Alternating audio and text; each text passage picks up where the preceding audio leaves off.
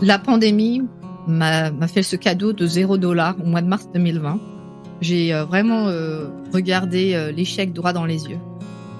J'étais convaincue que ça allait, c'était fini. J'allais trouver un autre boulot, me réinventer pour la xème fois. Et en fait, j'ai exploré ensuite ce monde de Zoom. Et mon monde, au final, au cours des 2 années suivantes, mon monde s'est agrandi. Pour moi, c'est comme si, en fait, je m'étais rendu compte qu'il y avait 5 pièces que je connaissais pas dans ma maison. Voilà. Et j'ai découvert un monde d'une richesse, d'une culture vraiment incroyable.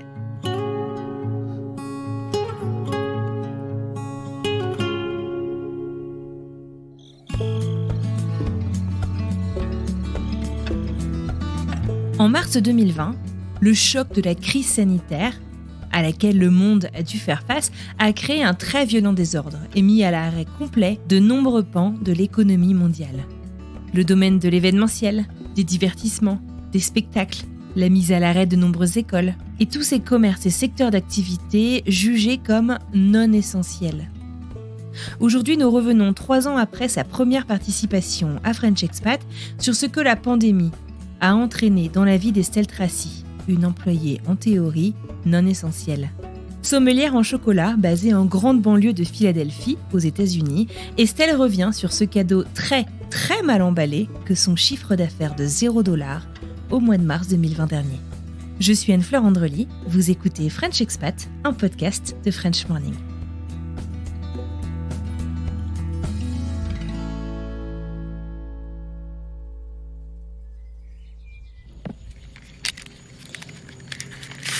Alors là, je suis devant chez moi.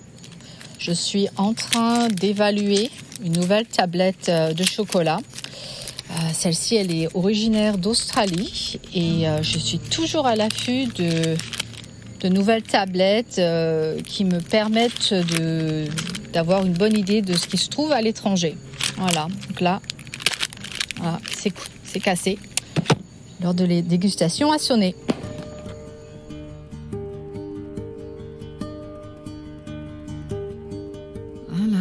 Alors, qui suis-je ? Oh là là, avec les années, la réponse elle est de plus en plus longue. Je m'appelle Estelle Tracy. J'habite dans la région de Philadelphie depuis 20 ans et je suis originaire de la région parisienne. J'ai suivi une formation d'ingénieur chimiste à Strasbourg et après avoir vécu différentes vies professionnelles, aujourd'hui j'anime des ateliers de dégustation de chocolat en présentiel, mais surtout via visioconférence. Et ce que je peux ajouter d'autre, c'est que je suis mariée à un Américain et j'ai 2 enfants âgés de 9 et 15 ans. Non, moi j'en ai vu des choses. Bref, après 10 ans, donc en 2015, je quitte ce travail pour publier mon guide de survie alimentaire aux États-Unis. La blague maintenant, vu que ça fait un petit moment que le livre est sorti, que j'ai quitté ce travail, c'est qu'en fait, quand j'ai quitté le travail, je ne savais absolument pas ce que j'allais faire au-delà de 1 mois. Je m'étais dit, un mois plus tard, je vais lancer ce guide. Et en fait, ça fait 7 ans que je suis sur ce plan de 1 mois. Voilà. Donc, c'est exciting, c'est bizarre, c'est drôle, c'est fun, c'est tout à la fois. Mais c'est ça, en fait, moi, ça fait 7 ans que je travaille sur ce plan à 1 mois. Eh ben, ça te réussit plutôt pas trop mal. Tu nous avais expliqué justement comment tu avais fait ce switch, comment tu avais... D'abord, comment tu t'étais retrouvée aux États-Unis et comment est-ce que tu avais décidé de faire ce grand saut un peu dans l'inconnu pour 1 mois, initialement, en 2015, dans un épisode qu'on avait enregistré dans la toute première saison du podcast, en 2019. Ça date un peu déjà maintenant. Mais donc, voilà, si vous voulez connaître tous les détails de cette partie, en tout cas de l'histoire d'Estelle, direction cet épisode que je mettrai dans les notes de cet épisode. Oui, et puis ça fait partie des premiers épisodes et donc... c'est bien de se rafraîchir un petit peu et puis de réviser ses classiques. Mais surtout, il s'est passé beaucoup de choses. Parce que donc, du coup, en 2015, tu t'arrêtes, mais tu commences surtout, quoi. Tu t'arrêtes la vie corporate et tu commences, donc tu écris ce premier guide de survie alimentaire aux États-Unis, pour les Français aux États-Unis. Tu en sors finalement plusieurs éditions. Tu écris aussi un livre de recettes, un amour de myrtille. Je vous recommande la recette de muffins aux myrtilles qui est à tomber par terre. Et finalement, en fait, on arrive aux États-Unis, on voit Estelle un peu partout, si on est un peu sur les réseaux sociaux. Je pense aussi au groupe Bon Plan Gourmand aux États-Unis que tu as lancé sur Facebook. Tu en as aussi un pour les professionnels, je crois, de la cuisine. Alors, ce qui est intéressant, c'est qu'en fait, tout a l'air, quand on fait vraiment la liste de là où je suis, ce que j'ai fait, ce que j'ai testé, a priori, on peut penser qu'il n'y a pas de cohérence, alors qu'en fait, c'est très cohérent. C'est moi qui le dis après 7 ans, donc je peux le dire. C'est mon ancien prof de maths qui avait dit ça quand il a lu mon guide de survie. Quand, par exemple, je cuisine ou quand je m'immerge dans un domaine, mon objectif, c'est toujours de synthétiser. J'ai pas tellement envie de dire vulgariser, mais de synthétiser et de mettre en évidence l'essence d'une solution. Voilà. Ce qui m'intéresse, par exemple, pour en venir au guide de survie ou là, ensuite on va arriver dans le chocolat, ce qui m'intéresse, c'est de dire voilà ce que vous devez savoir. Voilà comment vous allez vous en sortir. Vous n'avez pas besoin de tout savoir. Vous n'avez pas besoin, c'est de donner aux gens les clés pour aller de l'avant et se sortir un peu de leur situation ou alors dans le domaine du chocolat pour explorer, pour commencer un début d'exploration. À chaque fois, je parle d'un problème qui est le mien, qui est mais quel est pour le guide de survie, quelle est la différence entre sour cream et crème fraîche et qu'est-ce que c'est le buttermilk, etc. Donc, je vais faire mes recherches et ce que je vais en sortir, je vais dire voilà ce que vous devez savoir. Voilà les conséquences sur votre cuisine. Voilà les conséquences sur les plats que vous allez préparer.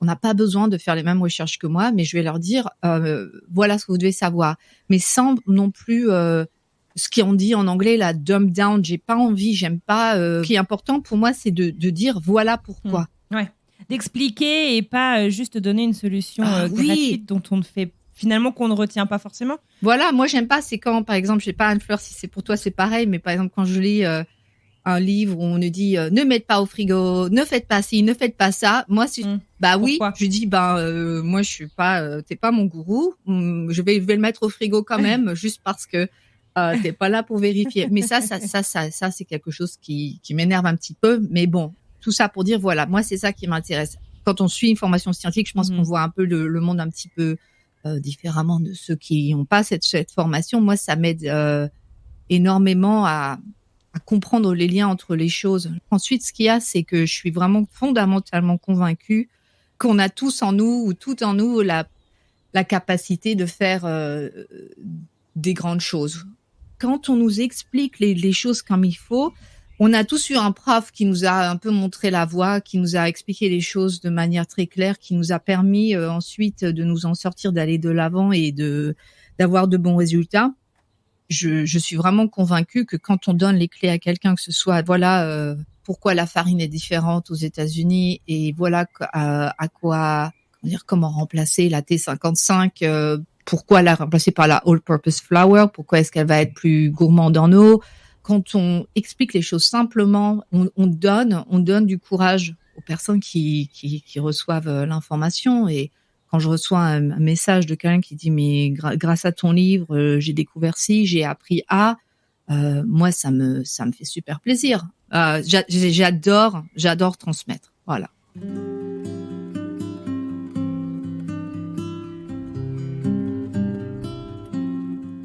En fait, ce que nous explique Estelle, c'est qu'elle est pédagogue et qu'elle aime ça.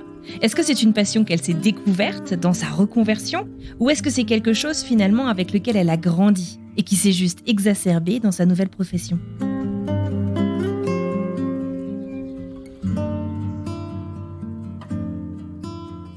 Oui, alors ça a commencé même avant le blog. C'est qu'en fait, donc quand j'ai fini mes études en 2001, je trouve mon poste pour les États-Unis en 2002, début 2002, je vais dire février 2002.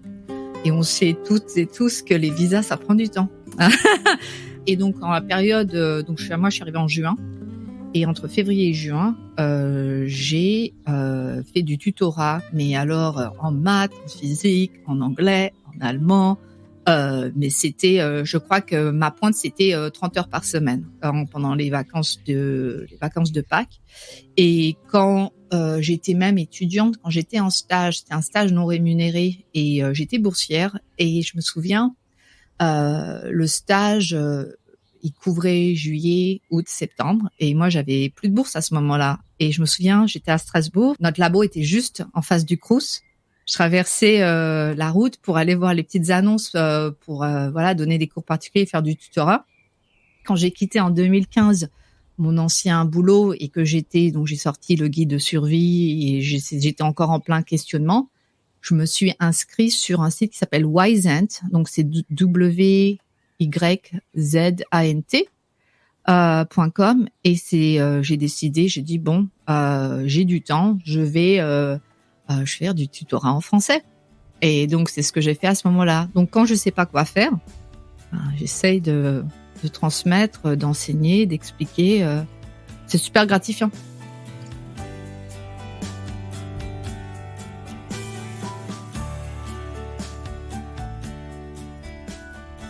Alors là, j'ai ouvert mes glacières. Je suis en train de récupérer des tablettes de chocolat que je vais prendre en photo pour une future dégustation en ligne.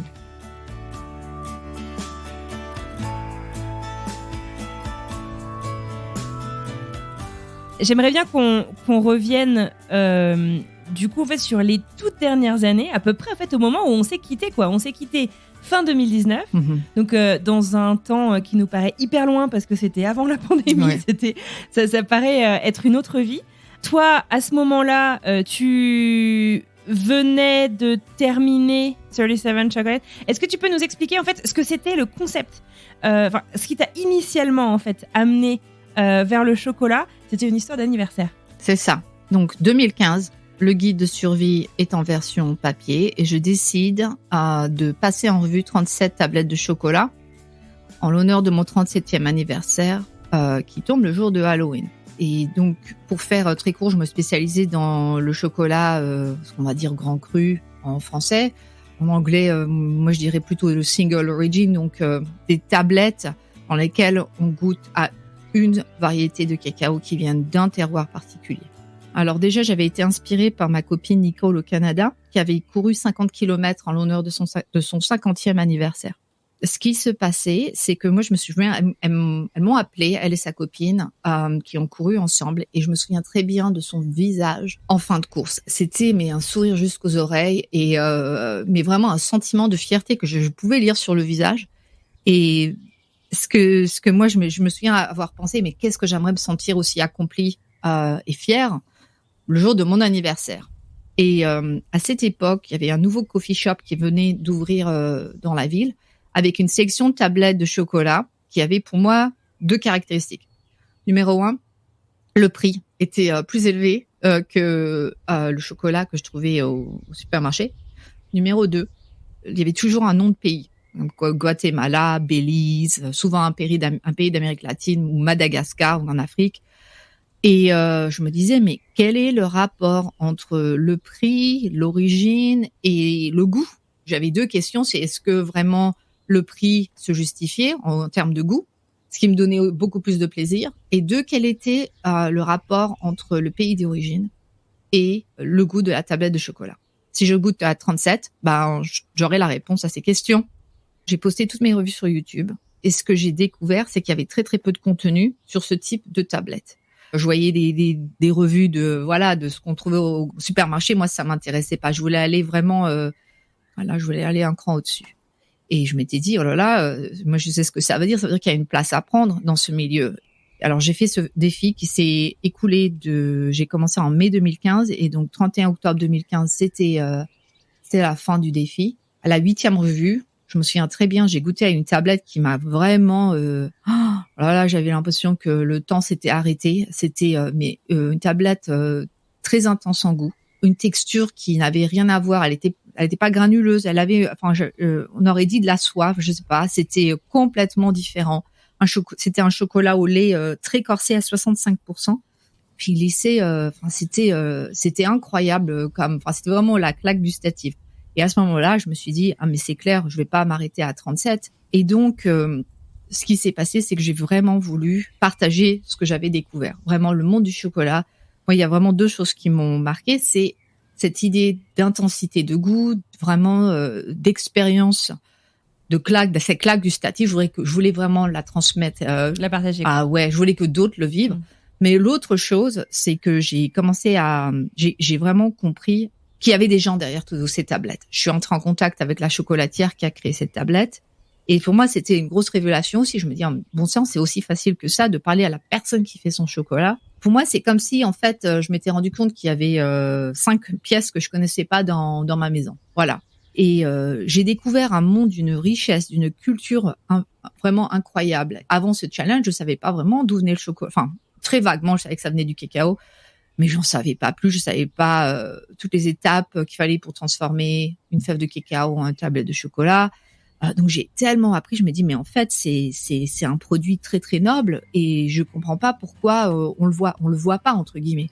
Et c'est ça en fait, je voulais vraiment montrer à d'autres que le chocolat c'est beaucoup plus que quelque chose qu'on grignote quand on est stressé.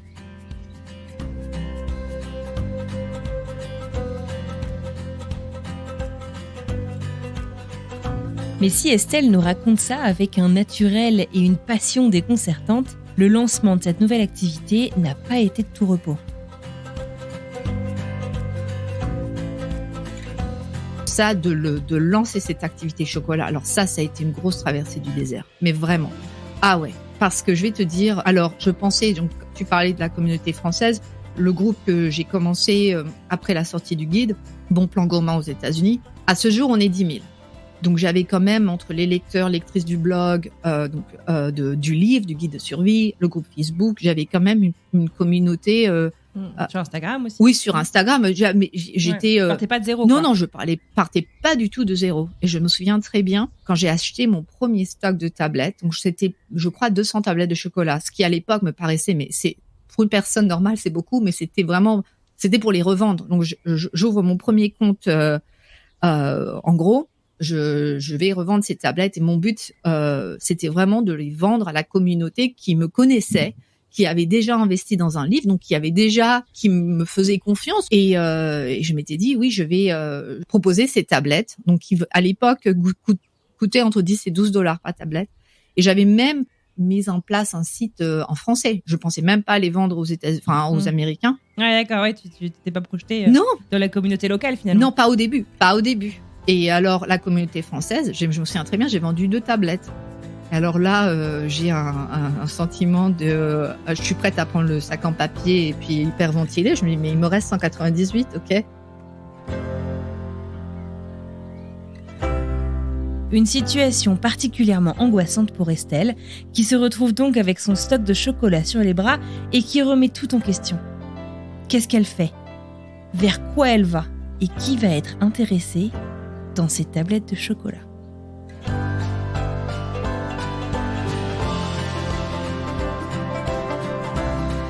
Je me suis invitée à une vente pop-up qui a eu lieu au mois de février de l'année suivante, 2016. J'organise ma première vente pop-up. Et c'est là, ça paraît évident maintenant avec le recul, mais en fait, j'avais mes 198 tablettes, je les faisais goûter. Et alors, dès que les gens goûtaient, le stock, il partait. Et je m'étais dit, ouais, c'est pas un produit facile à vendre en ligne. Et à l'époque, il n'y avait pas autant de prise de conscience autour de l'origine du cacao et ce qui est bio, etc., etc. Donc, en local, j'ai réussi à au moins rentrer dans mes frais, grosse respiration. Et ensuite, je me suis vraiment concentrée sur le local. Entre 2016, 2017, 2018, je commence à animer des ateliers de dégustation à la bibliothèque municipale. Les gens viennent parce moi je suis payée, mais pour les personnes qui viennent, c'est gratuit. Et en parallèle, donc moi j'essaie d'organiser ces dégustations de chocolat payantes, mais c'est comme je dis, c'est la traversée du désert. C'est trouver un format alors déjà le format, l'endroit. Combien est-ce que les gens sont prêts à payer? Enfin, t'essayes vraiment de lancer quelque chose. je dirais que j'ai mis 2 ans à trouver un format qui fonctionne vraiment. Et donc la magie, c'était d'accompagner le chocolat de vin. Alors le chocolat, ce qui est pourquoi c'est difficile à vendre aussi bien sur Internet, ou alors d'inciter les gens à assister à une dégustation de chocolat pur entre guillemets, c'est que le chocolat, c'est un produit que tout le monde pense connaître et qu'on a commencé à consommer très très très très jeune. Et demander à quelqu'un d'oublier tout ce qu'il savait sur le chocolat pour s'ouvrir à quelque chose de nouveau et de plus cher, c'est quand même une sacrée. On en revient à la pédagogie. Ah ouais, non mais c'était chaud. Hein. Et donc par contre la magie du vin, moi j'ai toujours dit, on fait vin et je sais pas, vin et impôts, remplir sa déclaration d'impôt, les gens arrivent. Hein. Mais non mais le vin c'est magique. Hein. Alors j'ai fait vin chocolat. Donc, tu as trouvé quelqu'un pour faire ça avec toi? Oui, une winery locale qui, elle aussi, voulait remplir sa winery. Donc, c'était voilà. Et aussi les clubs privés, les country clubs et les clubs de golf. Ouais, voilà. D'accord. Donc, une population assez chic quand même. Ah bah oui. Hein. Localement, je veux dire, les wineries, pas forcément. C'est des gens qui veulent faire autre chose qu'un resto. Donc, on était à $35 par ticket quand même. Donc, ça reste assez accessible. Dans les clubs, la facilité, c'est que j'avais pas besoin de faire beaucoup de marketing. Parce que c'est eux qui se chargent de tout. Donc moi, tout ce que j'avais à faire, c'était à venir.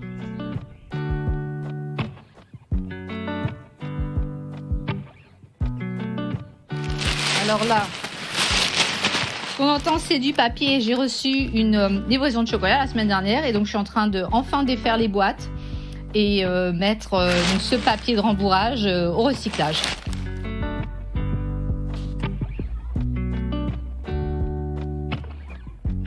Estelle continue donc à accompagner ses clients et ses clientes dans la découverte et la dégustation de ces tablettes de chocolat. Puis à l'automne 2019, j'invite Estelle à venir nous raconter une partie de son histoire dans un des tout premiers épisodes de French Expat. Alors 2019, on arrive à 2019 à l'époque où toi et moi on se parle. Et là, les choses commencent à vraiment décoller. Alors, j'ai commencé à me faire un nom. Les gens viennent me voir. Est-ce que tu peux faire un atelier dans notre country club? Et c'est la fête. Est-ce qu'on peut augmenter la capacité de l'événement? Bah, évidemment qu'on peut l'augmenter. Donc, moi, ça y est, je commence à voir la lumière. Je vois les sous qui rentrent. Je me dis, entre 2015 où je découvre le chocolat et 2019, c'est quand même écoulé 4 ans. Moi, j'aurais pu retourner à l'université, récupérer un nouveau diplôme. Enfin bref, tout ça pour dire que ça y est, je commence à voir la lumière au bout du tunnel. Février 2020, alors là, je suis overbookée à la période de la Saint-Valentin. Donc là... Ah bah oui, le chocolat. Ouais, c'est un gros business ici aux États-Unis. Ah bah oui, donc moi février, je vais d'une dégustation à une autre, d'un vin à un autre, etc. Et je me souviens pour le mois avril 2020, j'avais bière et chocolat dans le calendrier, thé et chocolat dans le calendrier, café et chocolat. Tout le monde voulait travailler avec moi.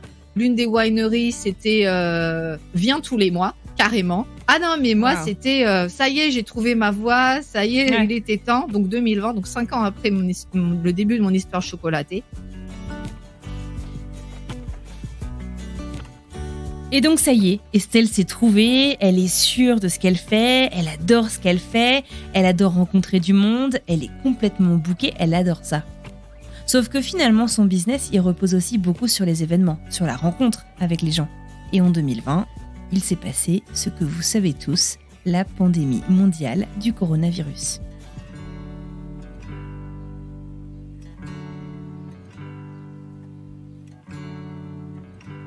Et ensuite, il y a ce truc qui s'appelle Covid qui s'abat sur notre tronche. Et qu'est-ce qui se passe? Il n'y a plus d'événements en personne, quoi. Voilà. Cancel, refund, pardon pour l'anglais, mais j'étais sur Eventbrite et c'était, rembourser.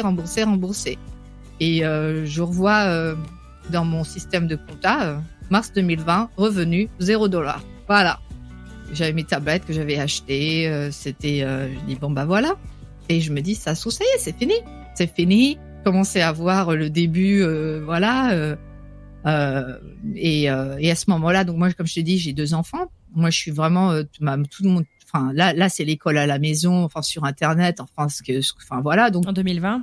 Tout à fait. Donc là, c'est fini le business. Enfin, j'ai même pas le temps ou l'énergie de m'apitoyer sur mon sort. Ah bah oui, ou de réfléchir à une voie de sortie. Parce que de toute façon, je suis occupée à la maison. Je me dis bon, Estelle, on a un toit sur la tête, on a de quoi manger, on est en bonne santé.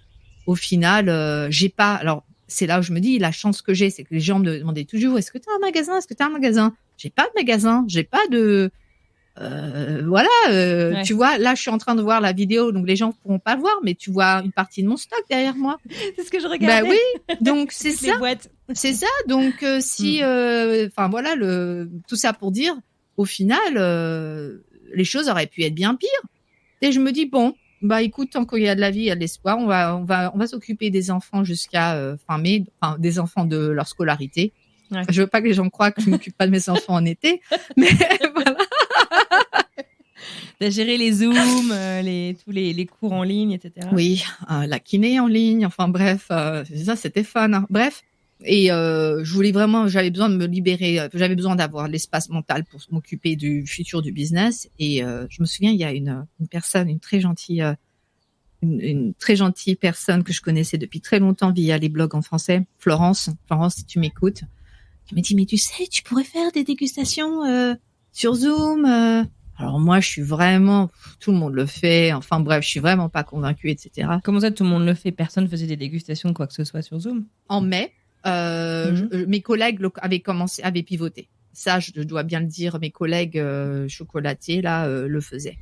Et donc, ce que je me souviens très bien, là, la petite leçon d'entrepreneuriat, marketing bidule, tout le monde nous dit, enfin quand on se jette dans le marketing en ligne, tout le monde nous dit. Tout ce qui compte, c'est la newsletter et puis d'avoir une liste de distribution par email, etc., etc. Et j'avais écouté ce conseil et j'avais communiqué avec ma communauté tout au long de la pandémie. Voilà, une fois par mois, j'envoyais une newsletter. Et arrive fin mai, j'envoie une newsletter. Je dis est-ce qu'il y aurait quelqu'un d'intéressé pour une dégustation sur Zoom? Et il y a une personne qui m'a contactée. Et j'ai dit bon, faut aller de l'avant. Avant, j'attendais qu'il y ait 3 personnes pour faire quelque chose. Maintenant, j'attends qu'il y en ait une. Je lui ai dit, elle s'appelle Joy. J'ai dit, Joy, tu seras là sûrement la seule. Alors, on va te chouchouter. Tout ce que tu veux. Voilà, tu me donnes tes exigences. Elle voulait vegan. Je vais te lui donner du vegan. Le dimanche, ok, dimanche, à 2h, etc. Donc, en fait, j'ai vraiment j'ai lancé cette première dégustation en Zoom, vraiment avec elle en tête. À la carte, quoi. Ah ouais. Et je me suis dit, je vais limiter le nombre de personnes à 12. Et alors, si les gens viennent, bah, très bien. Alors, moi, je m'attends à une personne. Ben, en fait, il y en a 12 qui arrivent. Et parce que mon ancien collègue qui en a parlé à sa copine, qui avait de la famille partout. Et sur ce premier Zoom, il y avait vraiment une famille avec des membres, mais absolument partout dans le pays, qui est venue. Ouais. Et c'est là, je me suis dit, ah ouais. Mais non, en fait, c'est drôle parce que je crois que la moitié était hispanique, en fait. Parce que c'était une de mes anciennes collègues de l'équipe de d'Amérique latine, etc. Mais en fait, ce que ce premier Zoom m'a montré, c'est qu'il y aura que pandémie ou pas, on est nombreux à avoir la famille un peu partout, présentiel. Ça va pour certaines occasions, mais qu'il y aura toujours un marché pour les personnes qui peuvent pas se rejoindre. Alors, comment ça marche? Du coup, tu envoies à l'avance. Tu veux nous expliquer? Comment ça marche? Alors, j'envoie, choisis un thème de dégustation. Là, c'était inspiré par mon voyage en Colombie en 2019. 3 tablettes de chocolat que j'envoie par la poste. Et donc, on peut assister au Zoom ensuite en tant que couple ou famille. Il y a suffisamment à manger pour 4 à 6 personnes. Et voilà. Donc, je m'occupe de toute cette partie logistique. Et ensuite, j'envoie le lien Zoom. Au début, voilà, je disais oui, venez 15 minutes en avance parce que c'était encore compliqué, etc., etc. Mais voilà comment ça marche.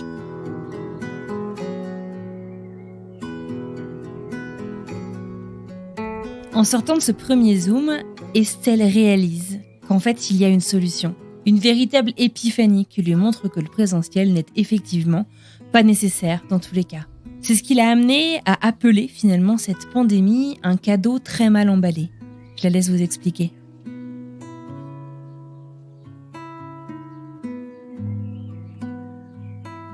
Alors, le truc qui est dingue, c'est que moi, ça me fatiguait le présentiel. J'adore le présentiel. Mais soutenir un rythme d'un événement par jour, c'est monstrueux, quoi. Il faut avoir un système immunitaire de malade. Et puis il faut, je sais pas, boire des suppléments de protéines, j'en sais rien, mais c'est dur, hein. Mais tout ça pour dire qu'il faut vraiment tenir physiquement et on n'a pas tous et toute la même constitution. Et je m'étais dit non mais en fait choisir ces événements présentiels avec un peu plus de soin et ensuite privilégier Internet, c'est quand même pas mal pour le long terme si on veut tenir sur la durée. Et en fait quand j'ai fait ce premier Zoom, mais ce que je me disais, je sais plus si c'était ce premier ou le suivant, c'est que je ne voulais plus m'arrêter. Alors c'est moi qui disais je sais pas Zoom et en fait je sais pas mais ça me fait un effet. Je crois que l'effet que me fait l'animation d'une dégustation Zoom, je pense que c'est exactement ce que les gens ressentent quand ils courent et ils parlent de dire mais un truc de malade, je ne peux pas m'en passer. C'est si je pouvais, et je l'avais dit, mon objectif à ce moment-là, on parle de juillet 2020, c'est que j'en veux un tous les jours. Parce que c'est un truc. C'est quoi? C'est comme un artiste qui se produit sur scène en fait. Enfin, c'est le show, c'est la rencontre, c'est partager ta passion.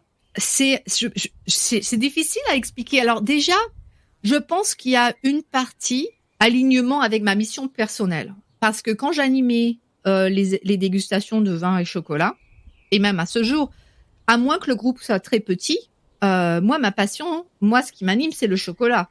Ok. Et ce que je trouve hyper gratifiant, c'est de pouvoir enfin parler de chocolat. Je peux montrer une cabosse sur l'écran.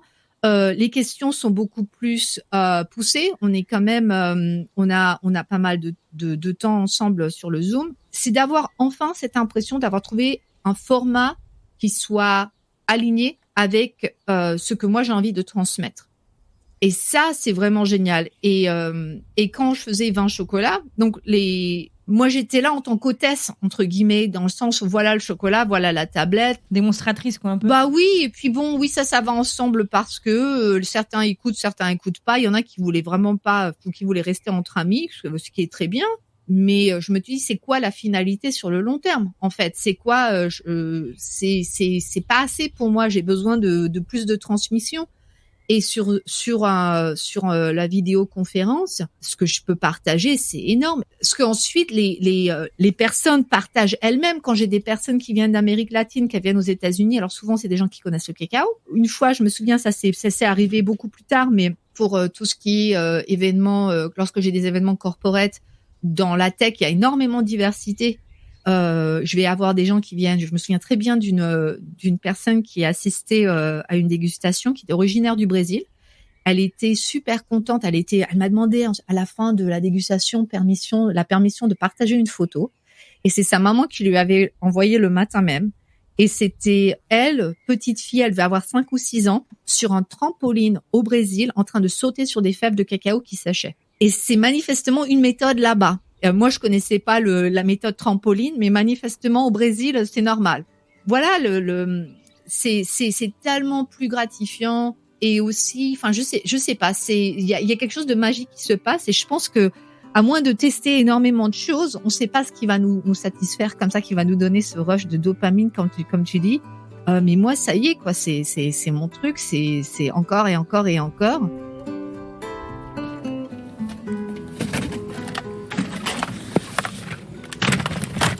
Alors là, je viens de mettre ce que j'appelle la chocomobile dans la voiture. Alors la chocomobile, qu'est-ce que c'est? C'est un chariot de poussette que j'ai reconverti en chariot pour amener les tablettes de chocolat dans leur paquet à la poste. Donc dedans, j'arrive à mettre 3 boîtes postales et c'est comme ça que j'arrive à m'organiser, donc quand j'ai des très grosses dégustations de 50 personnes et plus. Et alors, comment est-ce que tu développes cette activité du coup de cet été 2020 Comment est-ce que tu arrives en fait ça devient en fait ton activité principale? Ah oui, alors là, je vais partager tous mes secrets, Anne-Fleur, ok? Donc ça, c'est... Ok, on sort tous nos carnets de notes. Ah ouais, alors je vais raconter. Alors déjà, ce qui s'est passé, alors on va faire un gros bisou à tous nos amis podcasteuses et podcasteurs. Ce qui m'est arrivé, c'est que Joy, qui a été la seule personne qui avait dit oui à la dégustation Zoom, elle, à l'époque, co-animait un podcast qui s'appelle Local Mouthful. Je crois que maintenant c'est fini, mais à l'époque, avait une sacrée communauté. Et elle a tellement aimé son expérience Zoom qu'elle en a parlé sur son podcast. Pendant 6 mois, j'ai eu des gens qui me contactaient grâce au podcast. Wow. Elle a une communauté qui était extrêmement loyale et qui avait énormément confiance dans le contenu. Et ça a été, mais c'était, c'était un flux, c'était extra, quoi. Et donc, mais oui, vive les podcasts. Mais j'ai refait la dégustation Colombie. Alors, d'autres gens sont arrivés grâce au podcast. Et à chaque fois, j'ai dit, bon, j'en remets un sur le calendrier, Alors là, il faut savoir que je m'adressais directement aux particuliers. Et ce qui s'est passé à ce moment-là, à cette période-là, c'est comme je communiquais énormément sur les réseaux sociaux, sur ces événements ouverts au public sur Zoom, j'ai reçu un message d'une collègue. Alors, une collègue me contacte en disant, Estelle, j'ai vu que tu organisais des dégustations sur Zoom. J'ai acheté une maison dans Upstate New York. Voilà. On doit s'occuper des papiers pendant toute une semaine à la fin du mois. J'ai besoin de quelqu'un qui peut me remplacer pour 3 dégustations. Alors moi, je dis, OK, pas de problème. Pour des entreprises. Ah. Oui. Et donc, c'est mon première expérience corporate. Alors là, c'est des événements énormes. Enfin, certains sont énormes. Là, j'ai rien envoyé du tout. Moi, j'étais vraiment, je la remplaçais, quoi. Je parlais au nom de son entreprise et je me suis rendu compte qu'elle avait eu ses clients grâce à une plateforme destinée aux entreprises. Voilà. Donc en fait, ce que faisaient il faut se mettre à la place du client. Alors les clients, c'est des entreprises qui veulent organiser une activité pour leurs employés, pour leur remonter le moral pendant cette période de pandémie. Donc ça peut être dégustation de vin, atelier, de macramé, de tricot, dégustation de chocolat. Donc c'est vraiment tout un menu tout un menu comme ça d'activités. Et moi je me suis dit mais alors s'il y en a une, il doit bien en avoir d'autres d'agences comme ça. Et donc je décide de pousser les recherches et de trouver une agence comme ça. Et alors là, j'y passe vraiment je passe beaucoup d'énergie, je passe beaucoup de temps et d'énergie à rechercher ce type d'agence. Et j'en trouve une. Et je vais leur faire un coup de pub quand même parce qu'ils ont été c'est génial de faire partie de cette aventure. J'en trouve une qui à l'époque doit avoir 6 mois et 4 ou 5 activités sur le site. Un site hyper basique. Je les contacte, je vois qu'ils n'ont pas de chocolat dans leur menu. Je dis, est-ce que vous voulez dégustation de chocolat? Je parle à l'un des cofondateurs de Team Class au téléphone. Le courant passe super bien. Moi, j'ai vraiment un bon feeling. Et puis, on décide, allez, on va le faire. Alors, ce qui se passe, c'est que je me souviens, au mois de décembre 2020, j'ai commencé à avoir mes premiers clients grâce à eux. Depuis 2020, l'agence a explosé. Mais vraiment. Et j'ai l'impression d'avoir misé sur le bon cheval, en fait. Et je suis impressionnée par leur professionnalisme, par énormément de choses. J'adore bosser avec eux. Donc ça me permet d'avoir un flux régulier de clients corporate. Et en parallèle, j'ai pas mal investi. En fait, il y a de plus en plus de demandes aussi via Google, via les moteurs de recherche. J'ai trouvé pas mal de clients sur les groupes de Facebook locaux. Le bouche à oreille ensuite continue à faire son chemin. Donc entre mai 2020 et aujourd'hui, donc on est été 2022 au moment où on se parle. J'ai animé plus de 300 ateliers sur. What? Ouais, je rigole pas. Incroyable. Ah ouais. J'ai 300 ateliers en 2 ans, en 1 an et demi. 2 ans. 2 ans. Sur Zoom, hein. Je compte pas les présentiels. Ouais, en plus. Ouais. Maintenant, c'est quasiment 100% de mes clients ont des équipes internationales. Et mon record a été, je crois, 7 ou 8 pays différents. 77 personnes sur 8 pays différents. Et comme j'ai un gros réseau de chocolatiers et bref, j'utilise leur chocolatier de leur pays. C'est un truc qui me tient à cœur. Ça doit parler vachement en plus de pouvoir découvrir des gens de là où t'es, pas forcément de là d'où tu viens, mais en tout cas de là où. Ah ouais. Et des clients, mais j'adore, mais je peux même pas te dire à quel point j'adore mes clients, quoi. C'est des discours en début d'atelier où moi je suis avec mon petit mouchoir en disant il y a des gens formidables. Ah non, mais l'un des clients que j'ai été le plus heureuse de servir, ça a été ACLU, une organisation qui soutient et se bat pour les droits civils. Voilà. Donc en fait, c'est une organisation juridique. En fait, c'est des avocats. Enfin, c'est une association qui se bat pour les droits trans, lesbiens, gays, les droits des réfugiés. Enfin, c'est vraiment la liberté de parole. Enfin, voilà, ça couvre tout. Et j'avais animé la dégustation donc pour le président de l'organisation nationale. En fait, ils ont discuté budget pour l'année. Voilà. Et donc la tension, tu la coupais avec un couteau. Hein. J'arrive, donc tu imagines que tout le monde n'était pas content avec ce qu'ils avaient récupéré. Donc en fait, ils discutent de leur budget pour l'année. Moi, j'arrive, je vois les visages des gens. Il y en a qui parlent pas. Il y en a, mais il y en a qui n'ont pas dit un mot de toute la dégustation. Ah non, mais c'était. On m'a envoyé un message. La secrétaire m'a envoyé un message pour dire Estelle, surtout, la vibe elle va être bizarre. Je vais dire, ça a été le groupe le plus tendu que j'ai eu des 300. Et ce qui était absolument génial. Donc il y a quand même 2-3 personnes qui ont dû avoir l'argent dont qu'ils voulaient avoir parce qu'eux ils parlaient.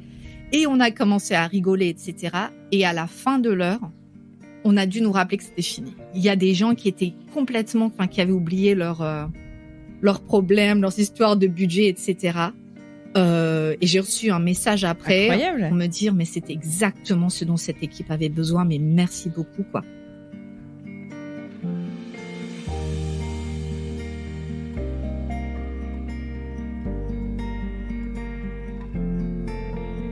Si tout ceci lui réussit tout de même plutôt bien, au début de l'été 2022, il y a donc quelques mois, Estelle a finalement repris les dégustations en personne, l'idée étant de répondre à son profond besoin de rencontrer des gens.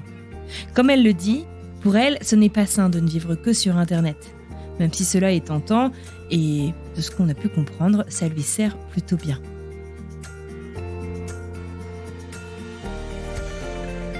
Voilà où j'en suis aujourd'hui. Mais vraiment, là où je vois le plus de potentiel, c'est à l'international. Et la chance qu'on a en tant qu'immigré ou expat ou ce qu'on veut, c'est que on parle plus d'une langue, on a accès à plus d'un réseau, on a une capacité, je pense, à s'adapter que les personnes qui ne sont pas immigrées, qui n'ont pas grandi dans un milieu multiculturel, n'ont pas forcément.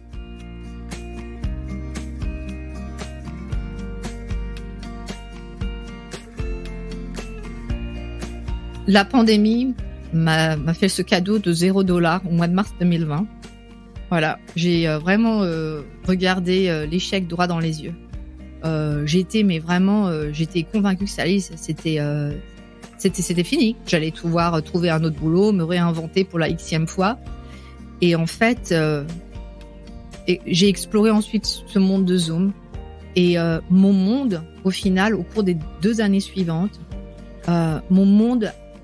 mon audience, les clients, mon monde s'est agrandi. Et jamais je n'aurais pu imaginer toucher une audience aussi large. Ça a été un sacré ajustement. Ça n'a pas été facile, forcément, comme tous les pivots. Mais là où je suis aujourd'hui, j'aurais jamais pu arriver s'il n'y avait pas eu la pandémie, finalement. Alors, c'est pas pour dire que j'en suis reconnaissante, loin de là. Moi, j'aurais préféré continuer, sans toutes ces personnes, tous ces décès, 2 années vraiment très, très, très difficiles et compliquées.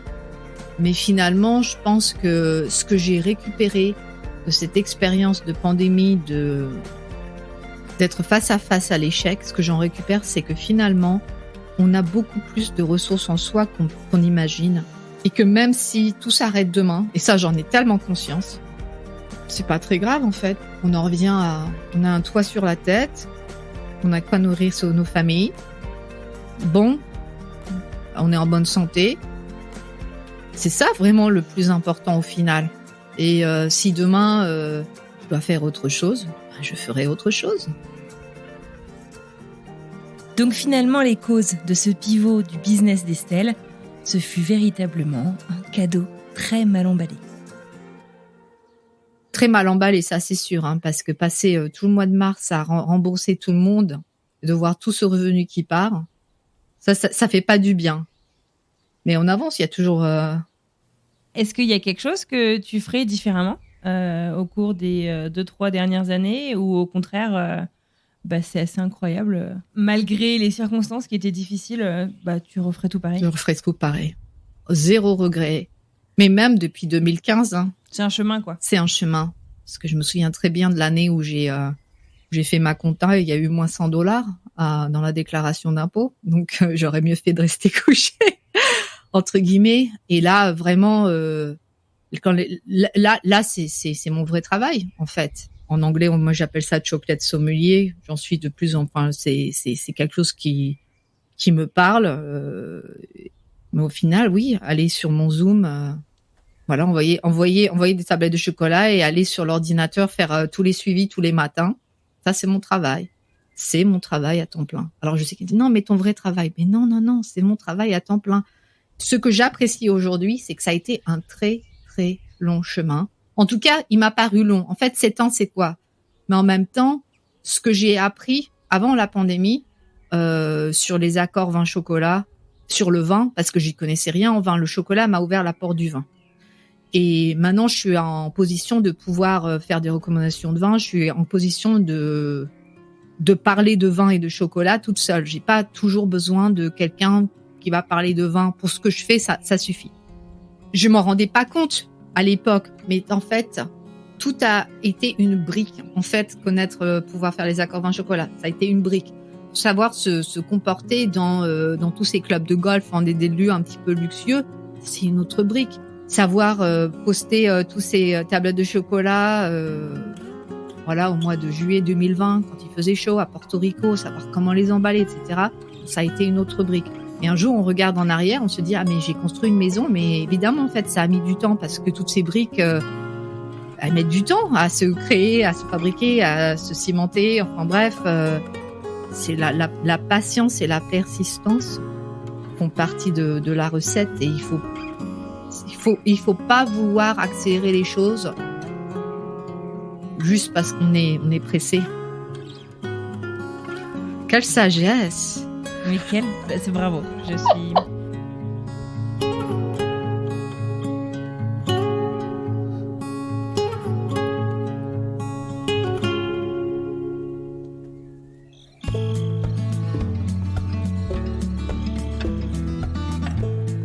Et voilà, c'est terminé pour aujourd'hui. J'adresse un immense merci à Estelle Tracy pour ce chouette moment passé avec moi. J'espère que son histoire vous aura plu, sa positivité et puis tous ses bons conseils. J'espère en tout cas, comme elle me le disait en off, que cela vous aura donné envie, vous aussi, de vous réinventer. Pour retrouver Estelle, vous pouvez rechercher son business directement qui s'appelle 37 Chocolates, donc vous pouvez taper 37 Chocolates. Pour continuer la conversation autour de cet épisode, retrouvez-nous sur les réseaux sociaux. Vous le savez désormais, on est à peu près partout, LinkedIn, Facebook, Twitter, Instagram, et on a hâte d'échanger avec vous. Tradition oblige, je vous propose d'écouter un petit extrait de ce qui nous attend la semaine prochaine.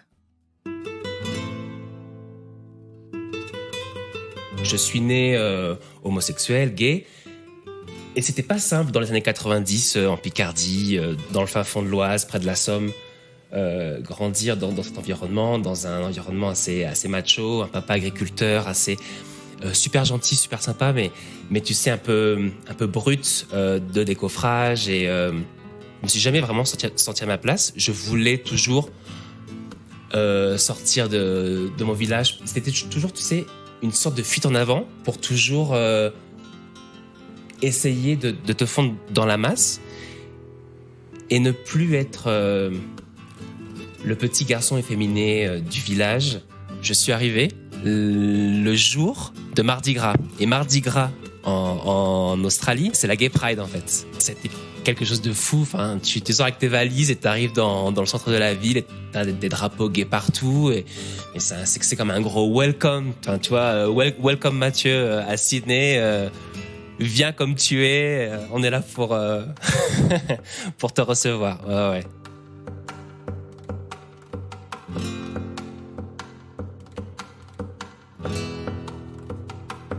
Je n'ai plus qu'à vous souhaiter une excellente fin de journée, une merveilleuse fin de semaine, et je vous dis à mardi pour une nouvelle histoire. Et ça, c'est marrant parce que en fait, avec Team Class, quand j'organise une dégustation, il y a un lien pour laisser une revue après. Un avis. Voilà, oui, merci beaucoup. Ils peuvent m'envoyer des revues aussi. Bref,